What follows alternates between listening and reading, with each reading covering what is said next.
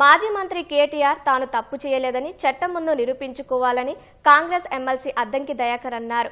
Formula ఈ కేసులో కేటీఆర్ను విచారించేందుకు governor అనుమతించడంపై Addanki స్పందించారు. గవర్నర్ విచారణకు ఆమోదించడం రాజ్యాంగబద్ధమైన విషయమన్న అద్దంకి కక్ష సాధింపు అంటూ బీఆర్ఎస్ తప్పుడు ప్రచారం చేస్తోందని దుయ్యబట్టారు. ప్రజల సొమ్ముకు ప్రభుత్వం కాపలాదారు అయినందున నాటి బీఆర్ఎస్ సర్కార్ హయాంలో జరిగిన తప్పుపై విచారణకు ఆదేశించినట్లు వివరించారు. పసలేని వాదనతో తప్పించుకోవాలని గులాబీ పార్టీ చూస్తోందని అద్దంకి దయాకర్ విమర్శించారు. టీఆర్ఎస్ పార్టీ నాయకులు మాట్లాడుతున్నది అంటే తప్పు చేస్తాం కానీ మా మీద చర్యలు, ఇది రాజకీయ కక్ష సాధింపు అని చెప్పడం వెనుక ఉద్దేశం ఇది.